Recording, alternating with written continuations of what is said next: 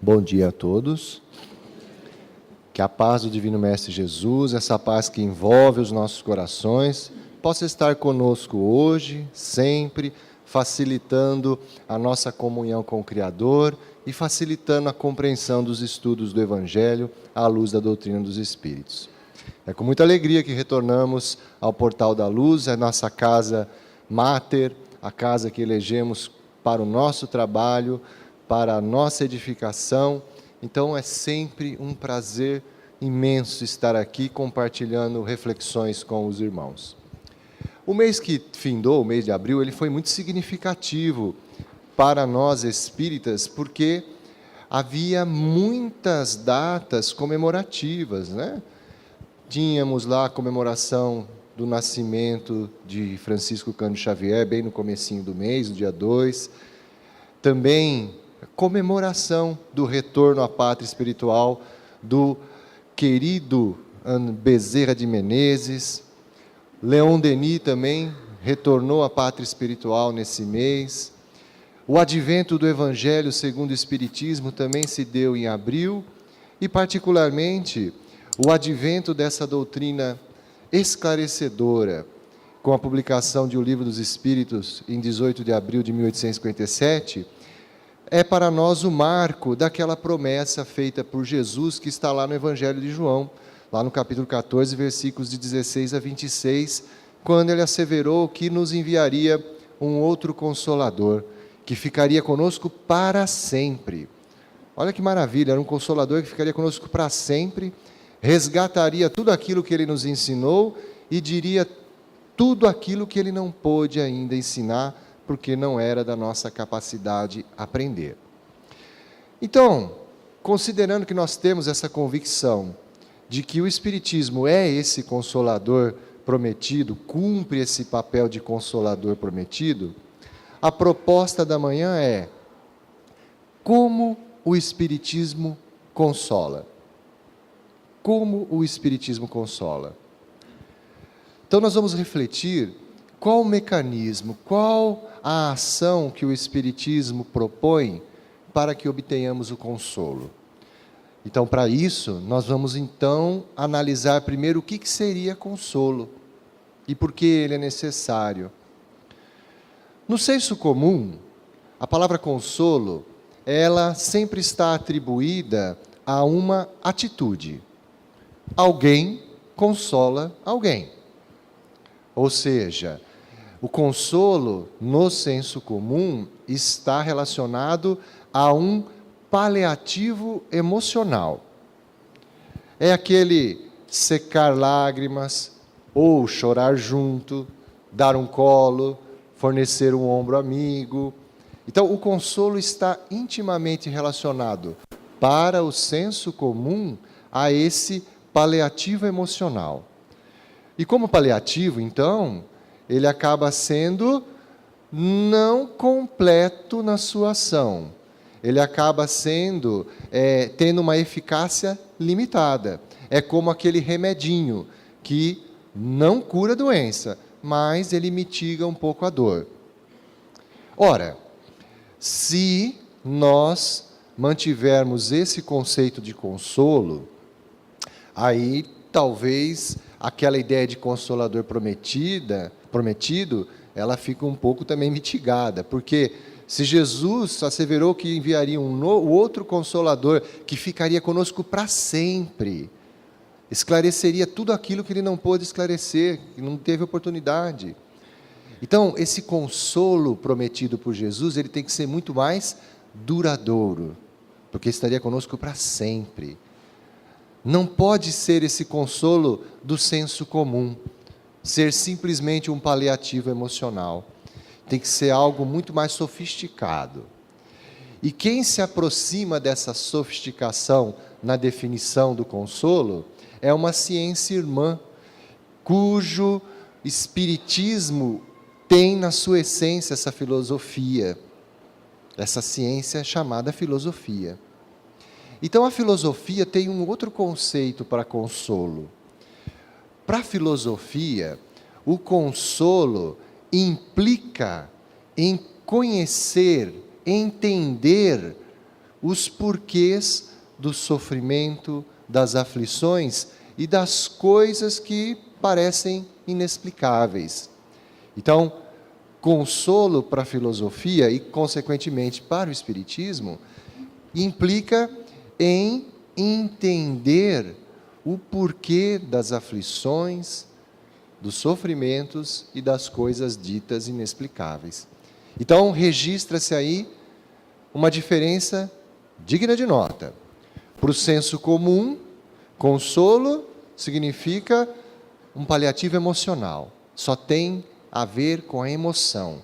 É mitigar a dor como paliativo emocional. Para a filosofia, não.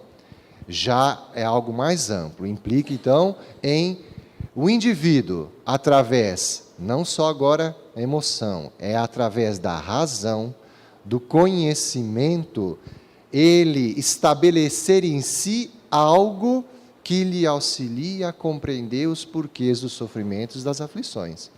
Olha que diferença gigantesca.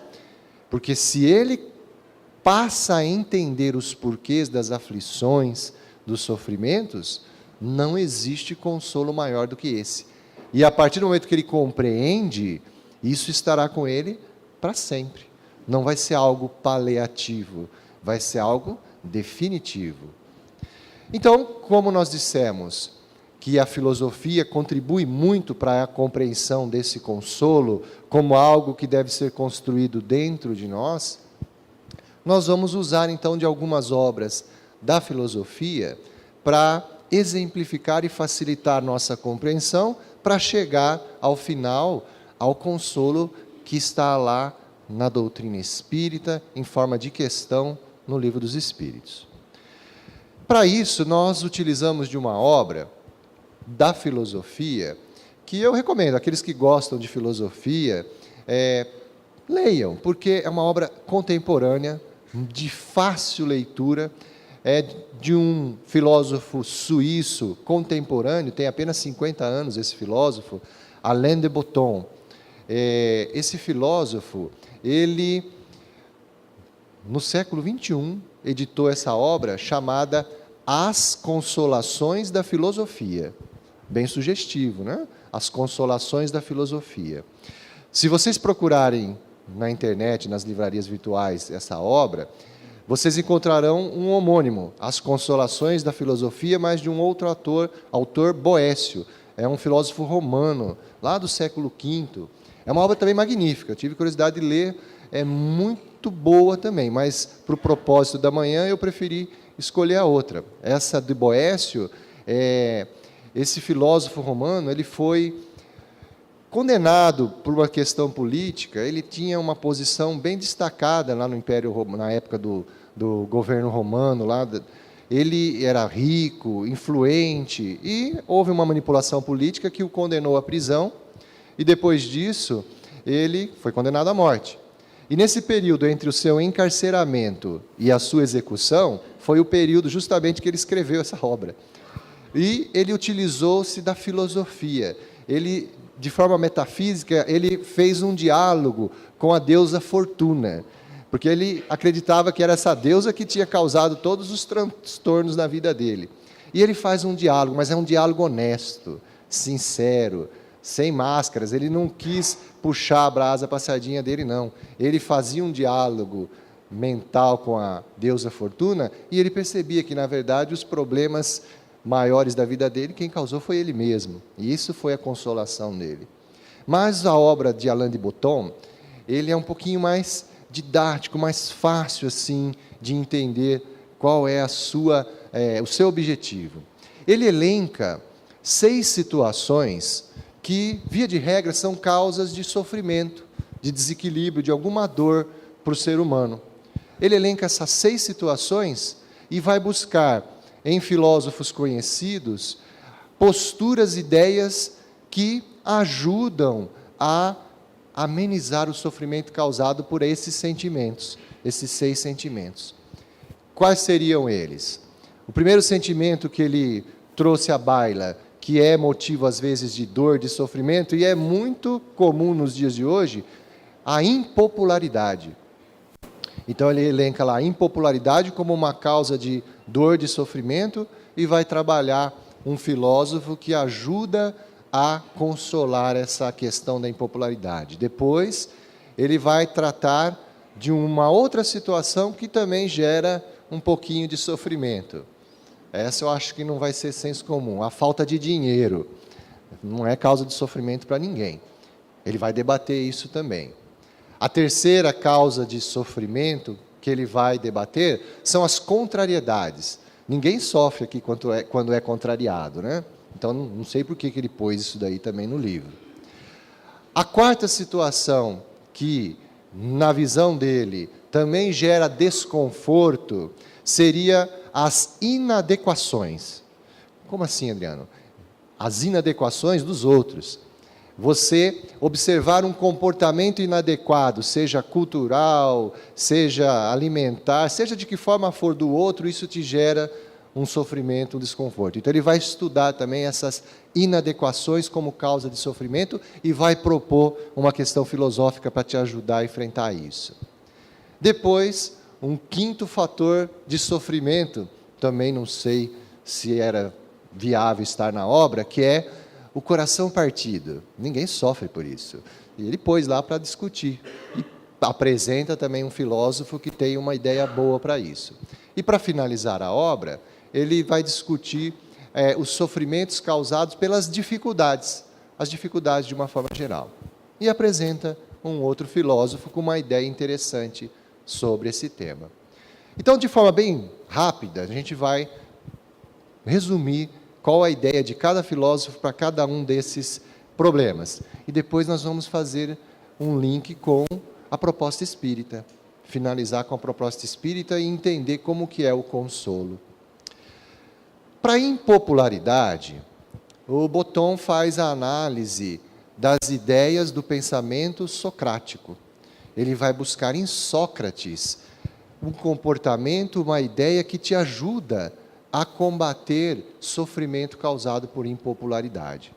De fato, hoje, nessa sociedade cibernética, onde as redes sociais dominam, e nós vemos até pessoas que acabam pondo fim à vida porque são, de alguma forma, menosprezadas nas redes sociais, elas não têm um reconhecimento. Então, a impopularidade causa muita dor, muito sofrimento para essas pessoas. Aqueles que se julgam isolados, rechaçados por uma comunidade, são os chamados impopulares, e por isso são rejeitados, às vezes sofrem muito, levando-se ao ponto até de cometerem o suicídio. Então, qual que seria uma proposta filosófica para você lidar com a impopularidade? Botton busca em Sócrates, não só no seu pensamento, mas na sua vida também. Todo mundo sabe aqui, Sócrates, o grande pensador grego do século V a.C., ele foi condenado à morte. Por quê? Justamente porque ele era impopular com os governantes, com a grande maioria da população que tinha o poder nas mãos. A impopularidade foi a causa da condenação dele. Os 3 motivos da acusação formal sobre Sócrates foram: primeiro que ele não adorava os deuses da cidade, de Atenas. Ele não fazia todos os ritos de adoração. Segundo motivo, ele estava divulgando, incutindo ideias novas sobre religião. Isso a gente conhece lá no Evangelho segundo o Espiritismo. Lá na introdução, lembra lá os precursores do Espiritismo, o resumo da teoria de Sócrates e Platão, do pensamento deles? Está lá, inúmeras ideias novas que conflitavam com as ideias politeístas gregas. Já o fato de acreditar num único Deus, na imortalidade da alma, já era motivo de choque tremendo. E, por fim, o terceiro motivo é, por conta dessas suas ideias, ele estaria corrompendo os jovens de Atenas. Então, feita a acusação sobre esses 3 problemas, né, ele foi submetido a júri. Um júri formado por 500 pessoas.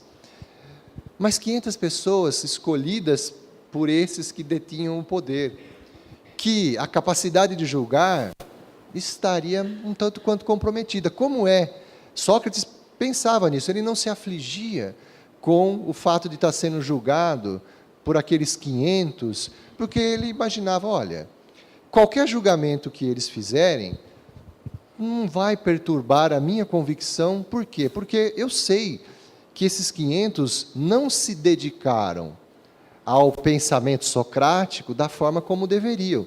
Porque se assim o fizessem, o julgamento deles seria imparcial. Eles saberiam do que eu estou falando, quais são as minhas ideias, minhas convicções, mas eles sequer se deram ao trabalho para fazer isso. Allan Kardec, lá no final da obra, O Livro dos Espíritos, na parte da conclusão, é justamente um debate desse que ele faz. Olha, o que adianta vocês me criticarem, aqueles que criticam a obra, o Espiritismo, se vocês o fizerem sem ter estudado, se dedicado profundamente a essa obra, lamento, mas a crítica que vocês dirigem ao Espiritismo, eu rechaço, não vou dar a mínima importância. Sócrates tinha também essa ideia, olha, vocês vão criticar o meu pensamento, mas sequer se deram ao trabalho de estudar profundamente ele. E ele foi condenado. 280 votos a favor da condenação e 220 contra. Foi condenado. Condenado à morte por envenenamento. Bateu desespero na esposa. Bateu desespero na esposa quando foi visitá-lo no cárcere. Meu Deus, você está sendo condenado injustamente e você fica aí nessa serenidade. Ela falou, olha mulher, você queria que fosse justamente? Olha o raciocínio dele. Nada o abalava. Por quê? Porque ele tinha convicção nos seus valores. Ele tinha convicção na sua filosofia. E entregou-se à execução por acreditar nessa sua filosofia. Então, qual é o remédio aí de Sócrates para essa questão da impopularidade? Dizia ele, se você está propenso a chorar quando algumas palavras duras são dirigidas sobre o seu caráter e sobre sua realização, é porque ainda o julgamento dos outros constitui fato essencial para a sua capacidade de acreditar que você está certo. Olha só o raciocínio dele, olha, se você leva muito em consideração o juízo dos outros e se abala muito, é que ainda você necessita do aval do outro para você acreditar em você mesmo, que você está certo. Isso é muito, muito falível. E arremata ele, não é porque a grande maioria das pessoas agem de determinado modo que esse modo se torne uma verdade. Não é porque todo mundo faz a coisa ou tem uma ideia daquele jeito, é que aquele jeito é o verdadeiro. Não é a repetição que torna um negócio verdade, é algo muito mais profundo que isso. É algo que ele fazia, é algo que ele incitava e propunha a cada um dos indivíduos que ele conversava a fazer. Sócrates não deixou nada escrito. Platão, seu precursor, seu discípulo é que deixou. E relata Platão que quando Sócrates abordava alguém, conversava com alguém, esse alguém só ia sair depois de 2, 3, 4 horas de perto dele, porque ele dialogava, investigava, queria obter a essência daquela criatura e incentivava aquela criatura a fazer isso consigo mesmo e com os outros. Só sei que nada sei, é buscar o conhecimento. Então era essa a ferramenta. E quando você usa essa ferramenta, você estabeleceu em si valores sólidos, valores assim que você tem convicção plena de que te levarão para um caminho da felicidade. Qualquer outro valor que se colocar diante de você, isso não vai te perturbar. Então, por exemplo, os nossos filhos, quando hoje são deixados na escola, e lá existe um grupinho de amiguinhos que tem um determinado comportamento, por exemplo, de fazer brincadeiras um tanto quanto inadequadas com coleguinhas. E você, o seu filho, se recusa a fazer, porque ele já teve uma educação, teve valores estabelecidos sobre o princípio cristão de nunca fazer aos outros aquilo que não gostaria que fosse feito para você. E ele já colocou isso como um valor sólido. E quando ele é convidado pelos outros amigos a agir daquela forma, ele rejeita e é taxado de impopular. Se ele tem essa convicção de que aquele valor de não fazer ao próximo aquilo que não gostaria que te fizesse, ele não vai se incomodar se os outros chamam eles de impopular. Ele vai orar para que um dia aqueles amiguinhos também cheguem nessa situação. E não vai ser motivo de sofrimento. Então, a proposta filosófica socrática para a impopularidade é isso, é ter convicção nos seus valores. Não importa o julgamento dos outros, se você está simplesmente sintonizado com os seus valores e você tem convicção desses valores serem corretos, os julgamentos dos outros não importam. E aí a impopularidade não te incomoda. Bacana. E para a falta de dinheiro? Para a falta de dinheiro, qual que é a filosofia, o pensamento filosófico que pode nos ajudar? Para isso, Botton utilizou também de um outro filósofo grego, Epicuro. Epicuro foi um filósofo que teve, por ter assim relacionamento com uma comunidade abastada, ele percebia que muitos atrelavam a felicidade à condição de ter dinheiro. Se não tivesse dinheiro, já estava fadado a ser infeliz. E ele, por conviver com pessoas muito abastadas e infelizes, ele falou, não está certo isso. Ele foi fazer uma investigação de o quão verdadeira era essa afirmação de que o dinheiro traz a felicidade. E ele fez um estudo muito bacana, e está lá descrito na obra, e ele chegou a um gráfico, que ele colocou no eixo das ordenadas, em pezinho, né? Seria o grau de felicidade atingido pela pessoa e, nas abscissas, né, horizontal, a quantidade de dinheiro gasto. E, de repente, quando ele observou esse gráfico, então eu tenho aqui, grau de felicidade, embaixo quantidade de dinheiro. Então, à medida que o dinheiro, eu ia gastando mais dinheiro, ia aumentando. Mas, de repente, chegava no momento que esse gráfico fazia assim. Chegava num platô, estabilizava. Não adiantava o quanto você gastasse mais de dinheiro, o seu assim, sentimento de felicidade não variava. Você ficava lá naquela mesma zona, estacionado, em alguns casos caía, não passava.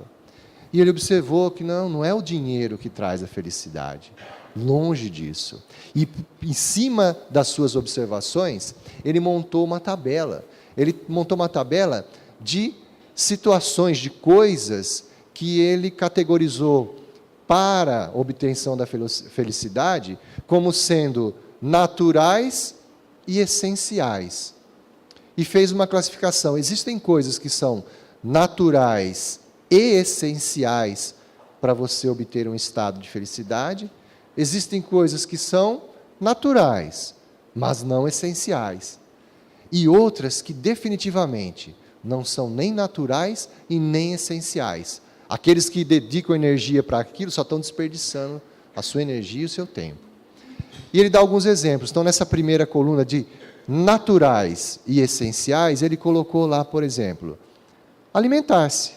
Ora, é natural, eu tenho um corpo orgânico que precisa dos elementos materiais para sustentá-lo. Se eu não buscar uma alimentação, então é natural que eu busque e é essencial para eu ter um mínimo de felicidade, é ter saciado a minha fome.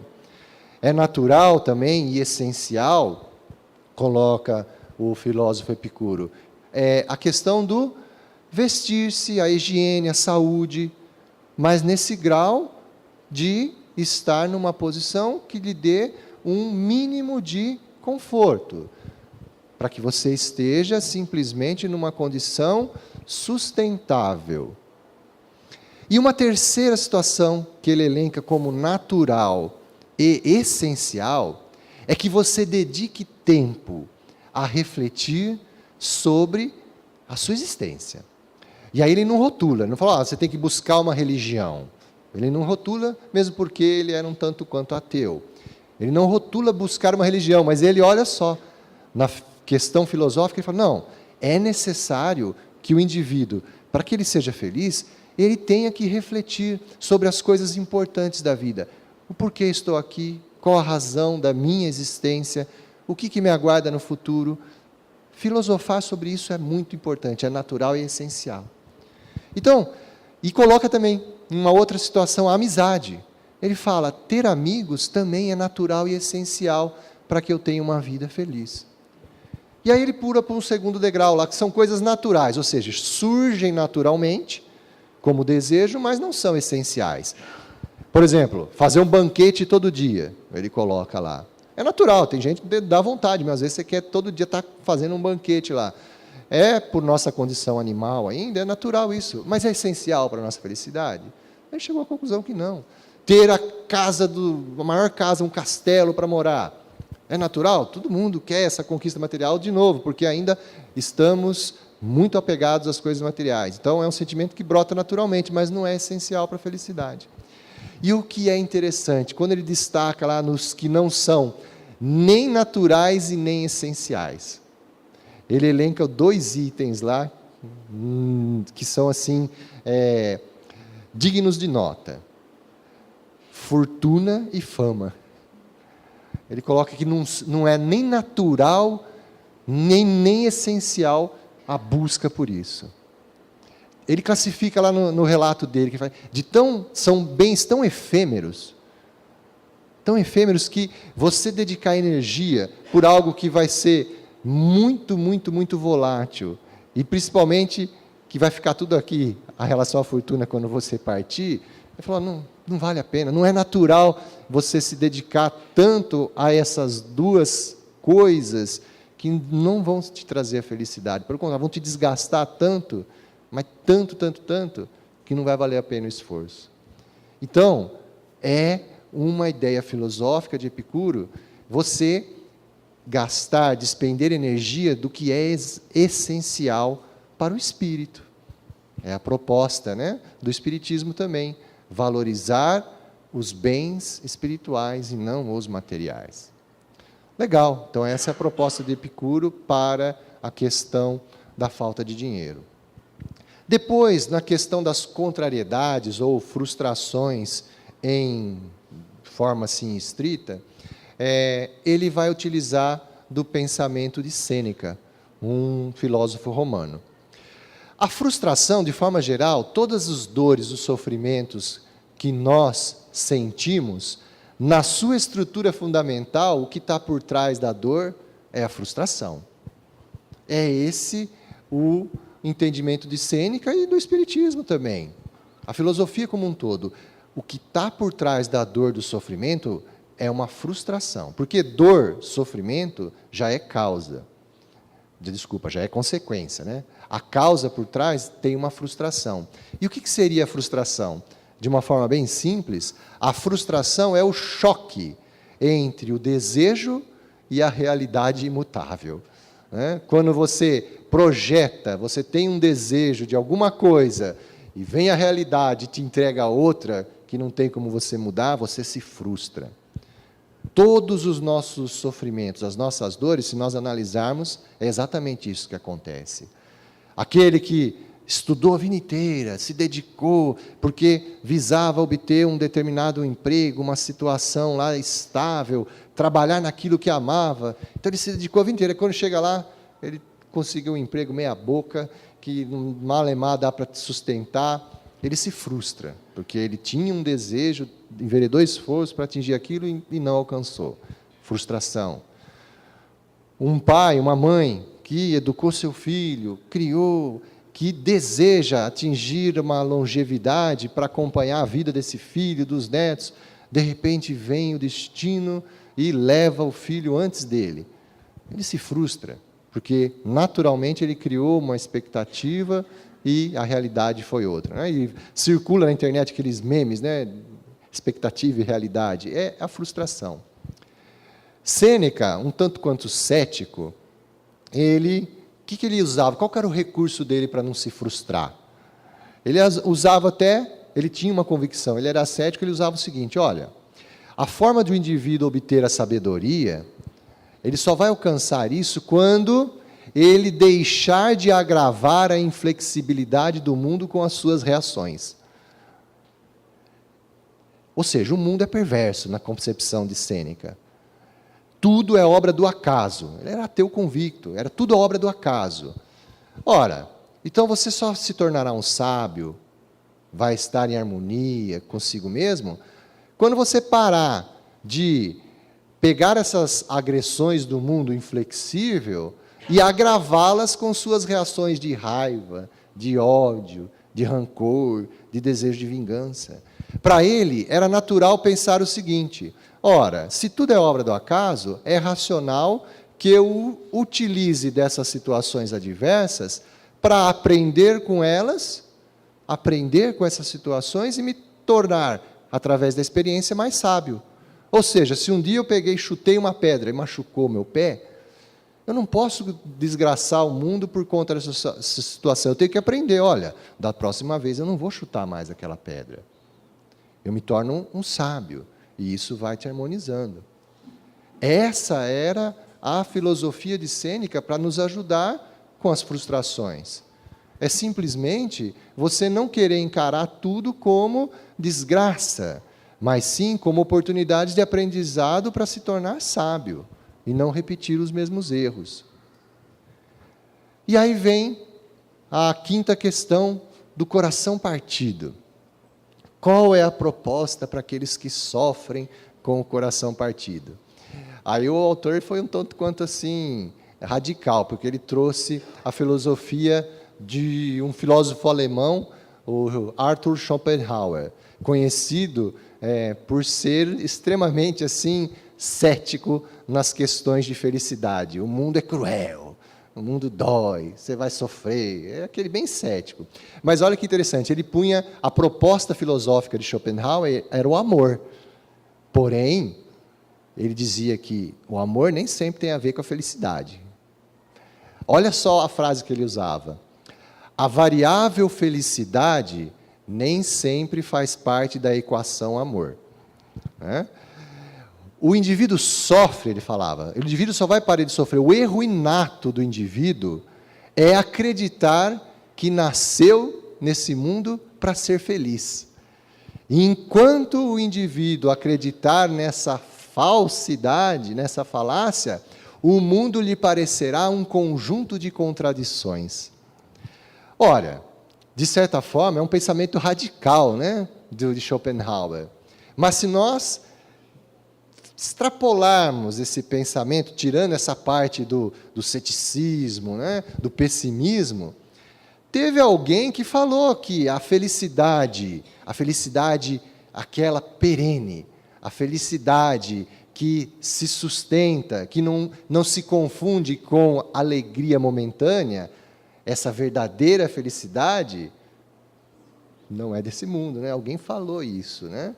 Schopenhauer, de uma outra forma, criou um mecanismo de acreditar, mesmo ele não acreditando em Deus e em vida futura, ele estabeleceu no seu pensamento filosófico, eu não nasci para ser feliz, eu nasci para amar, não que isso necessariamente implique em felicidade, porque nós não nascemos nesse mundo para ser feliz, de fato, na concepção do processo de progresso, da lei de progresso, de evolução, a felicidade da forma como prometeu Jesus é lá na frente, não é verdade? Então, de certa forma, Schopenhauer tinha uma certa razão. E para finalizar o pensamento filosófico, ele apresenta um novo pensador alemão, Nietzsche, para trazer ideias sobre como enfrentar as dificuldades de uma forma geral. Resumidamente, Nietzsche dizia o seguinte: olha, as dificuldades, elas são essenciais para a evolução do indivíduo. Através das dificuldades, o indivíduo se fortalece e desenvolve habilidades. Então, as dificuldades, para Nietzsche, não são obstáculos que devem ser encarados de forma intransponíveis, de também castigos, não. Dificuldades são essenciais para desenvolver em nós resistência e habilidade. E aí, olha, essa resistência e habilidade, nós temos que... E aí, olha só a dica de Nietzsche. Quando se lhe apresenta uma dificuldade, e você atingir um ponto em que o sentimento está doendo, está machucando lá, como que você pode encarar esse sofrimento, esse sentimento ruim? Então, ele exemplificava o seguinte: tudo depende da sua determinação. Então, se você está passando por uma dificuldade que te cria, por exemplo, uma ansiedade, e aquela ansiedade fica pipocando, aquela ansiedade que te engessa, pare, seja determinado e entenda, a dificuldade é algo que serve para criar resistência e habilidade. Então, dedique-se, determine-se essa ansiedade, transformá-la, por exemplo, em um momento de fazer reflexões profundas sobre a conjuntura, sobre aquela situação. O que está te deixando ansioso? Pare, dedique-se a isso, porque senão você corre o risco dessa ansiedade. Se você não tiver a determinação de estudar a fundo o que levou a isso, gera o pânico, que é o caso extremo do ansioso, o pânico. Então, isso depende da sua determinação. Se você chegou a um ponto que a inveja é um sentimento que te acompanha diuturnamente, pare, seja determinado. A inveja pode te levar para uma amargura, um sofrimento, quando você condena o que o outro tem porque você gostaria que você que tivesse, não ele. E chega ao ponto até de torcer para que ele perca, para que isso amenize um pouco o seu sofrimento. Pare.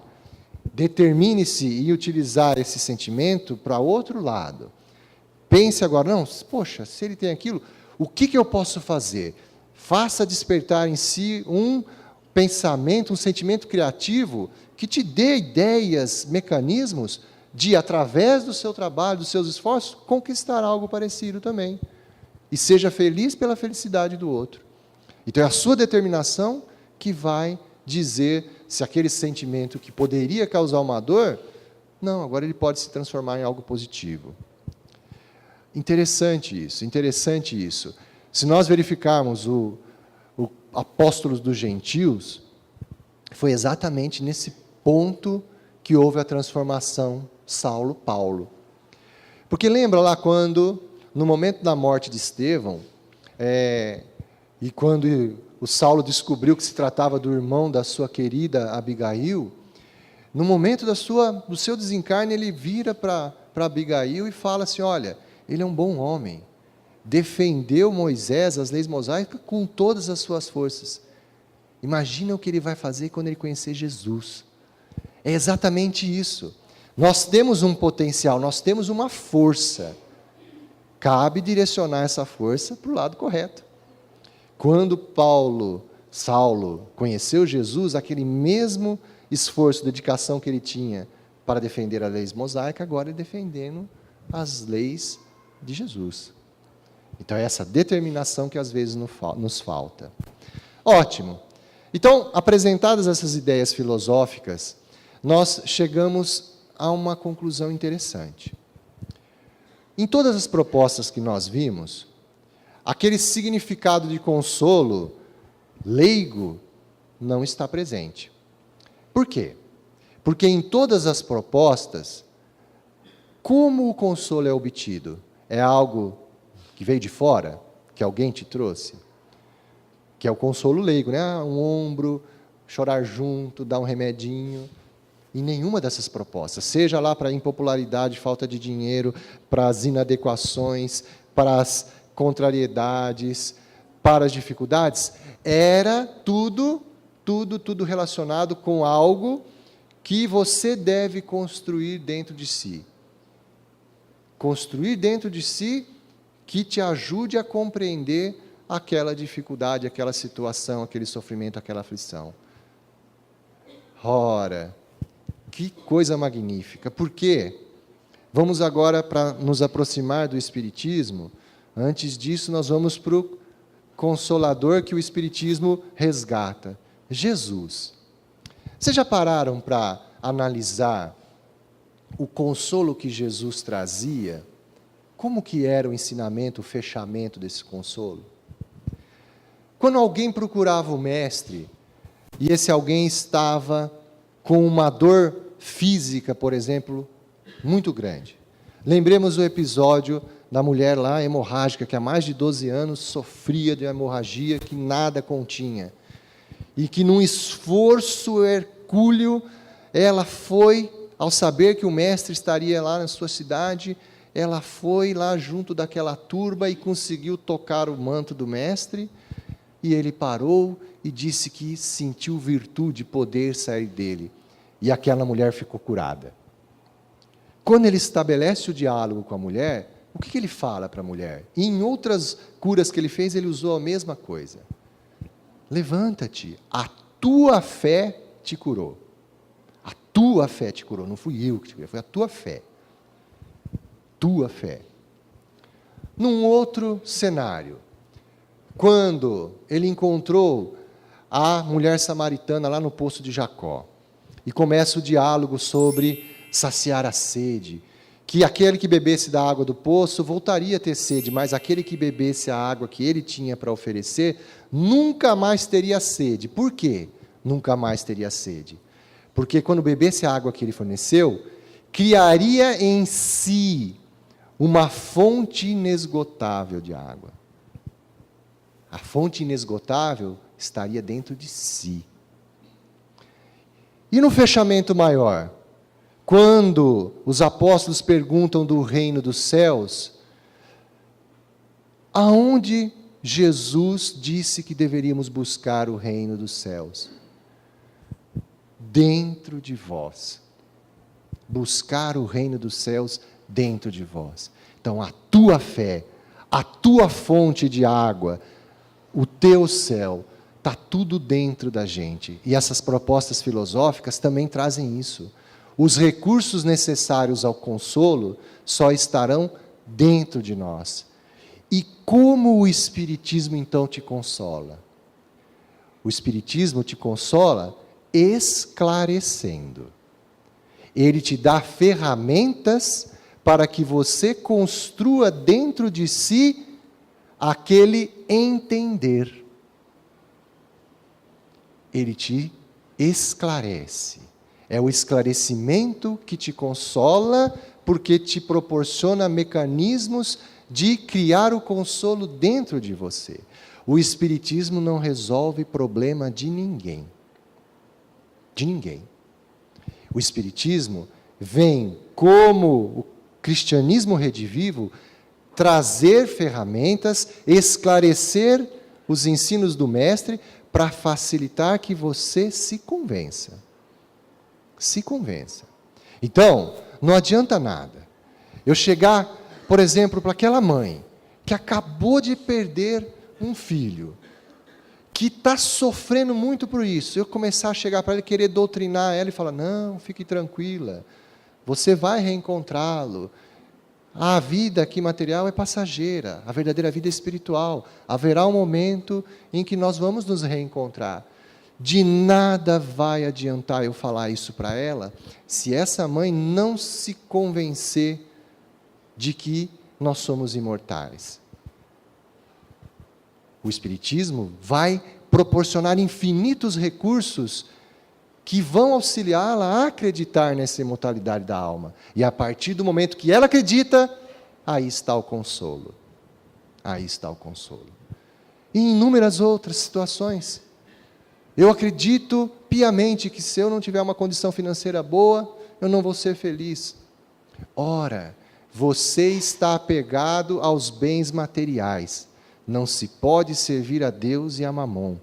Enquanto você tiver essa convicção de que os valores imperecíveis são os valores materiais, você vai continuar nesse sofrimento e eu não vou poder te consolar de forma alguma.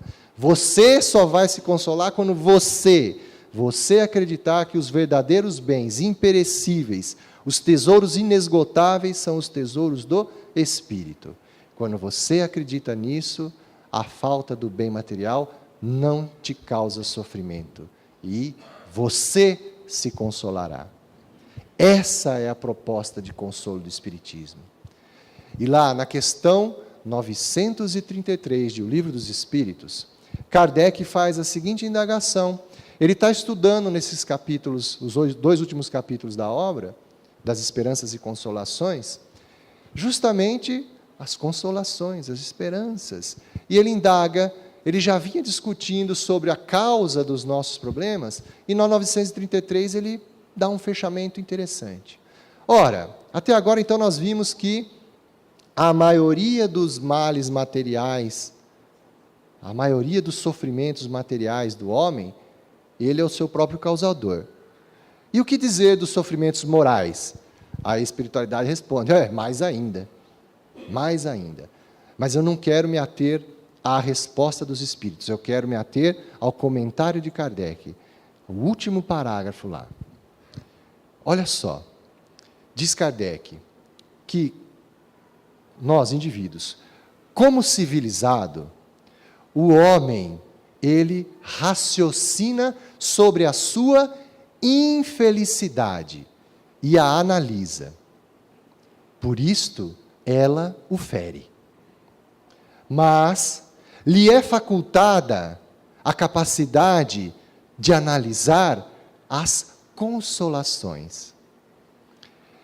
E a consolação, ele a obtém no pensamento cristão, que lhe dá a esperança de um futuro melhor. E no Espiritismo, a certeza desse futuro. Fantástico. Nós perdemos muito tempo em raciocinar sobre a nossa infelicidade. Dedicamos esforços, energia a raciocinar, a analisar a infelicidade. É uma escolha sua. Mas Deus lhe faculta a oportunidade de raciocinar sobre a sua consolação. Através do quê? Do pensamento cristão, que te dá esperança no futuro melhor. E no Espiritismo, que te dá a certeza desse futuro. Então, meus irmãos, para encerrar a nossa reflexão da manhã, eu vou pedir licença para ler uma mensagem de Emmanuel. Eu acho que, dentre os estudiosos do Evangelho, Emmanuel é aquele que tem um poder de síntese maior. Ele consegue, em poucas palavras, resumir todo um pensamento que, às vezes, a gente demora horas e horas para desenvolver. E eu achei uma mensagem dele na obra Alma e Coração, psicografia de Francisco Cândido Xavier, que ele traz uma forma de nós entendermos esse consolo que o Espiritismo nos dá, que, de certa forma, creio eu, ser a mais consoladora. Né? Se nós, nessa questão 933, temos essa certeza absoluta que os causadores dos nossos males somos nós mesmos, né? Agora o Emmanuel nos dá um consolo sobre essa questão. Se eu sou causador desse mal, e aí? O que vai acontecer? Tem alguma coisa que vai me ajudar nesse processo de melhoria? E ele dá aqui a misericórdia do Pai nessa mensagem que proporciona o nosso consolo. Né? Obviamente, eu vou ter que usar agora a testa como óculos, porque senão não vai dar. Diz o nobre benfeitor, a mensagem consoladora é começar de novo. Erros passados, tristezas contraídas, lágrimas choradas. Desajustes crônicos.